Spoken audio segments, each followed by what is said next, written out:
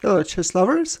If you remember previously, I've already shared with you two games where in both cases Black managed to achieve a win without even moving his queen. The first game was played between Veselin Topalov and Garry Kasparov, and in the second game it was Magnus Carlsen who managed to beat Viswanathan Anand in the same style. But here is another interesting game where this time it's Mikhail Tal who is going to force a resignation without even touching his queen. The young rising star is on the black side and his opponent is Latvian chess player Janis Mileika.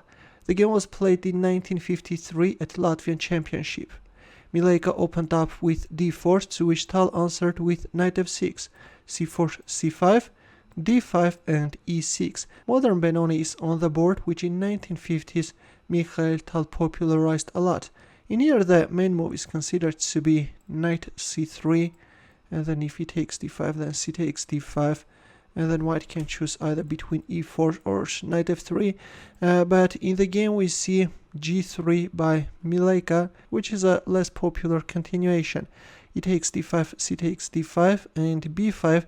Tal is both gaining a space on the queen side and at the same time is preparing the fianchetto of the bishop. a4 by Mileika, he's undermining black's pawn structure on the queen side, and at the time this was actually a novelty. Before this, bishop g2 had been seen. But in the game we see a4, b4 by Tal, b3.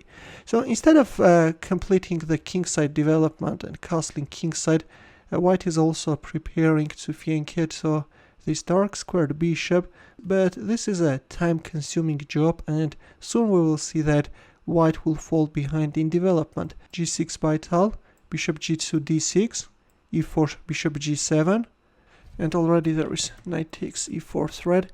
White played bishop b2, Tal castled kingside, knight e2, rook e8. So white also wants to castle, but there will be no time for it. Here white protected the central pawn by playing knight d2, but already he is in trouble. As we have reached the critical position, please pause the video and try to find Tal's next move. Ready? Actually, instead of playing knight d2, it was better to remove this knight as soon as possible, but in the game we see knight d2, which stepped into this knight takes e4 move, and black is not only managing to win a pawn, but is also opening up the e-file, and now will put a useful pressure on white king. Bishop takes g7 by Mileika, knight takes d2, bishop h6. White decided to keep alive this dark squared bishop in order to cover the e-file. But there comes bishop g4, threatening rook takes e2, bishop e3, and knight f3 check. The light squares around white king are vulnerable, and black is emphasizing that fact as well. Rook g1 by Mileika, although at this point castling kingside is also playable, but after rook c8 still black has a very nice attack, and let's not forget that black even has an extra pawn. So in the game we see rook g1 and knight d7 by Tal, queen d2, I'm pinning the knight in order to protect this pawn. Knight f6 by Tal, already we have a nice target on d5, knight f4, but there comes g5, kicking away this defender. Knight goes back on e2, but Tal didn't hurry with a move like knight takes d5, which is also playable, and if bishop takes g5 then queen d7. Tal first played rook e5, he wants to keep this g-pawn alive. Already as the rook is on e5, Tal now can capture on d5.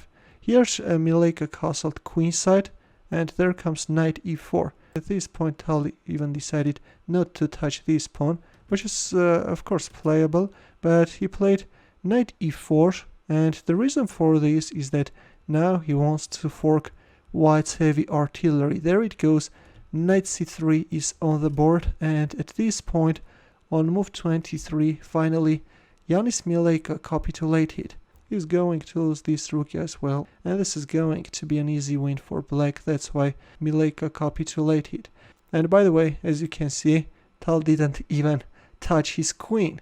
Why would someone like Tal bother himself by going for a queen sacrifice when he can beat his opponent without touching his queen. Another instructive game by the young Mikhail Tal, where he emphasized once again the importance of castling in time. In the end, a chess puzzle for you, where the task is to find the winning line for black. It's black to move, and as usual, we'll wait for your answer in the comment section. Feel free to check out the playlist of Mikhail Tal's games as well. We'll see you in my next video. Take care.